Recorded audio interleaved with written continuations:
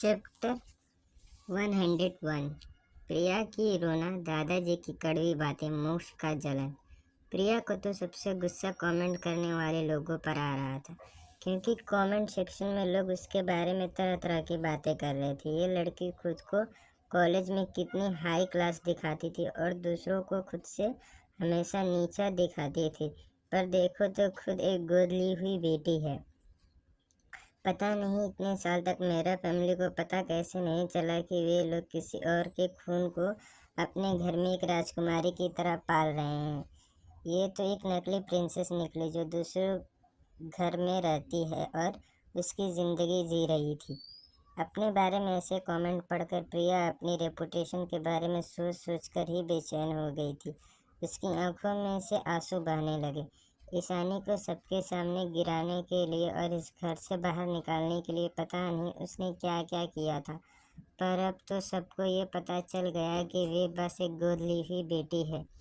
अब उसकी इमेज का क्या होगा? वे अभी अपने मॉम डैड से बात करके इस न्यूज़ को हटवाना चाहती थी, इसीलिए वे रोते हुए अपने रूम से बाहर जाने लगी। वहीं हॉल में सभी घर वाले बैठे हुए थे।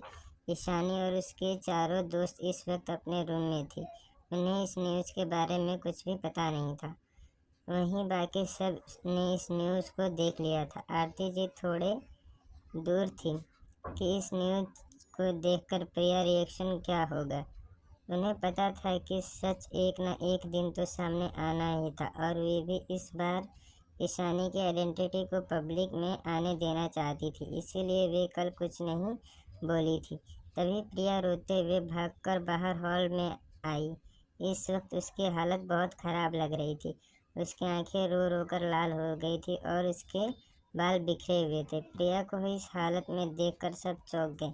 प्रिया भागकर आकर आरती जी के गले लग गई और रोते हुए बोली, मॉम डैड देखिए ना, ये न्यूज़ की वजह से सबको पता चल गया है कि मैं आप लोगों की असली बेटी नहीं हूँ।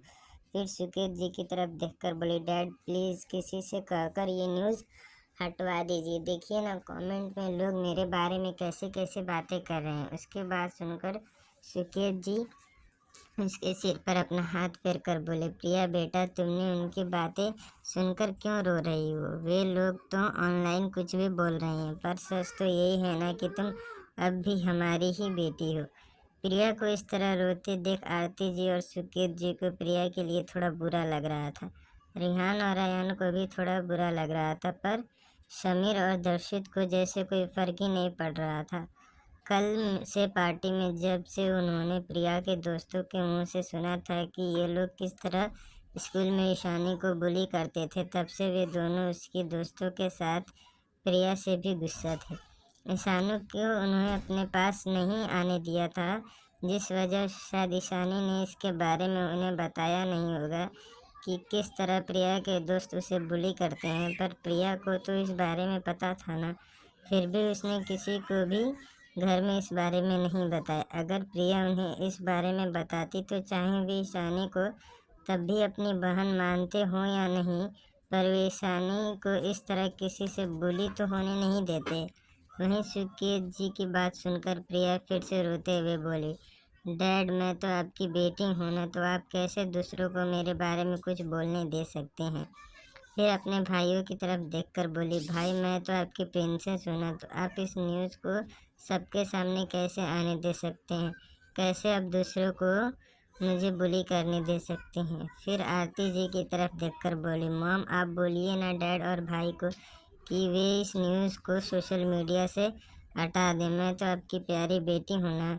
उसकी बात सुनकर और उसे इस तरह रोते हुए देखकर आरती जी को बुरा लग रहा था। आखिरकार बचपन से प्रिया उनकी आंखों का तारा थी, और इसी वजह से ही तो सब जब ईशानी घर में आए थे तब उन्होंने प्रिया को बुरा ना लगे इस वजह से ईशानी को कभी अपनी बेटी नहीं माना था। जब ईशानी घर छोड़कर चली गई तब उन्हें एहसास हुआ कि प्रिया की फीलिंग्स ध्यान रखते रखते वे कैसे अपनी खुद की ही बेटी को खुद से दूर कर दिया।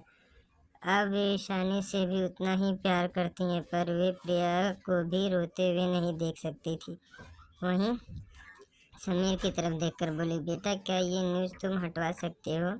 ऐसे भी सबके सामने ये अनाउंसमेंट हो ही गया है कि ईशानी इस घर की बेटी है, अब तो सबको पता चल गया है कि प्रिया हमारी गोद ली हुई बेटी है। तो इस न्यूज़ को क्या फैलने से क्या फ़ायदा। उनकी बात सुनकर दादाजी और दादी माँ के दिल में फिर से कड़वाहट भर गई।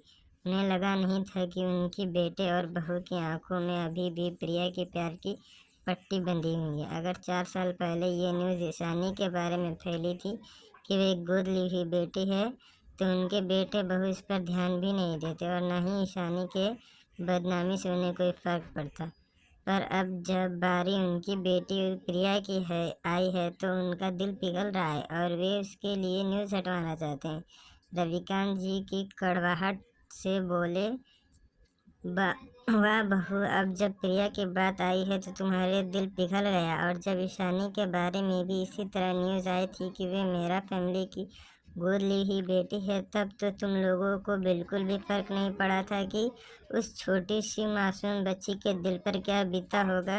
लोगों के ताने और कमेंट सुनकर और कल तक भी जब तक अनाउंसमेंट हुई तब तक सब ईशानी को गोद ली ही बेटी कह रहे थे, तब तुम्हारी ये ममता कहाँ थी। तुम क्यों आगे नहीं आई और ये क्यों नहीं बोली कि ईशानी तुम्हारी अपनी बेटी है। उनकी बात सुनकर आरती जी का चेहरा पीला पड़ गया और उन्हें सारी पुरानी बातें याद आ गई कि कैसे ऐसी ही न्यूज़ 5 साल पहले जब ईशानी के बारे में फैली थी, तब उनमें से किसी ने भी इस पर ध्यान नहीं दिया कि लोग ईशानी को कैसी कैसी बातें सुना रहे हैं। वही हाल सुकेत जी और चारों भाइयों का भी था। उन्हें भी सारी पुरानी बातें याद आ गई थी। सुकेत जी और आरती जी का चेहरा शर्मिंदगी से लाल हो गया था। वहीं प्रिया का तो चेहरा ही काला पड़ गया था। उसने जो अपने मॉम डैड और भाइयों के दिल पिघलाने की कोशिश कर रही थी, वे अब काम नहीं आ रहा था। जो गिल्ट अब उनके चेहरे पर दिखाई दे रहा था, उसे देखकर प्रिया समझ गई कि शायद उसके रोने से कोई फर्क नहीं पड़ रहा है। तभी समीर अपनी मॉम को देखते हुए फिर प्रिया को देखकर बोला, ये न्यूज़ आज नहीं तो कल तो आनी ही थी। जो सच है न्यूज़ में वही सब दिखा रहे हैं। तुम्हें उनके बातों को दिल पर लेने की ज़रूरत नहीं है। इतना कहकर समीर वहाँ से उठा और चला गया। प्रिया बस अपने भाई को जाते हुए देख रही थी। उसने उम्मीद भरी नज़रों से अपने डैड को देखा तो सुकेत जी बोले, समीर बिल्कुल सही बोल रहा है। तुम लोगों की बातें सुनने की और उसे दिल पर लेने की ज़रूरत नहीं है और तुम अभी भी इस घर की ही बेटी हो। उनकी बात सुनकर प्रिया को अपनी आखिरी उम्मीद भी टूटती हुई महसूस हो रही थी। दर्शित भी प्रिया को बिना देखे वहाँ से उठकर चला गया। दादाजी दादी माँ भी अपने रूम की तरफ चले गए। आरती जी और कुछ नहीं बोल सकती थी तो वो भी वहाँ से चली गई। सबके जाने के बाद प्रिया भी गुस्से से अपना पैर पटकते हुए अपने रूम में चली गई। राजवंश हॉस्पिटल में ईशानी अपने कार से नकुल के साथ बाहर निकली।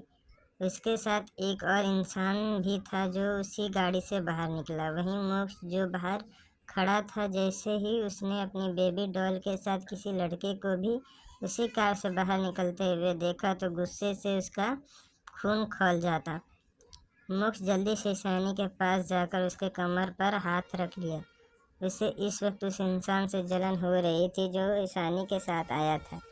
वही वो लड़का जो कोई और नहीं बल्कि ईशानी के ही रिसर्च टीम का डॉक्टर विजय था, जो ईशानी से ज़्यादातर प्रोजेक्ट में साइंटिस्ट थॉमस के साथ मिलकर काम करता था। वे तो हैरान होकर बस मोक्ष को देख रहा था।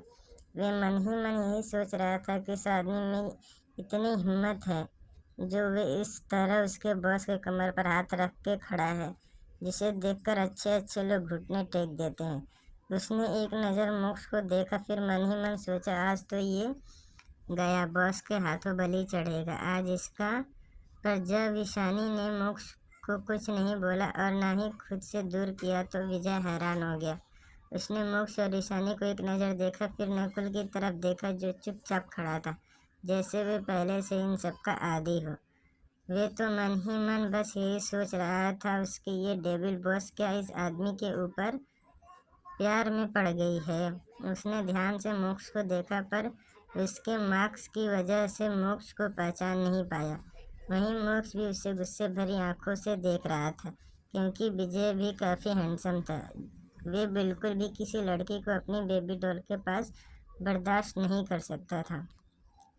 मोक्ष ईशानी के साथ आगे आगे हॉस्पिटल के अंदर चला गया। वहीं विजय, जो अभी भी हैरान खड़ा था और मोक्ष को घूरने से थोड़ा डर गया था, नकुल के आवाज़ से वे होश में आया और नकुल के साथ चलने लगा। और आगे जाते हुए मोक्ष और ईशानी को देखते हुए नकुल से पूछा, नकुल सर, क्या मैं जो देख रहा हूँ वो सच है? क्या बॉस सच में किसी लड़के को अपने करीब आने दे रही हैं? क्या बॉस अभी रिलेशनशिप में है और इस बारे में मुझे क्यों नहीं पता है? उसकी बात सुनकर नकुल ने अपना सिर हिला दिया और बोला, चुपचाप चलो, वरना बॉस के साथ जो चल रहा है वे भी बॉस से ज़्यादा खतरनाक है। कहीं तुम तो सीधा नर्क न भेज दे। उसकी बात सुनकर विजय चुप हो गया और चुपचाप नकुल के साथ चलने लगा। पर फिर क्यूरियस होते हुए नकुल ने धीमी आवाज़ में पूछा, ऐसा कौन है जो हमारे डेविल बॉस से भी ज़्यादा डेंजरस है? उसके सवाल सुनकर नकुल हल्का स्माइल करते हुए बोला, थोड़ी देर रुको, फिर तुम अपने आप पता चल जाएगा कि कौन है वो।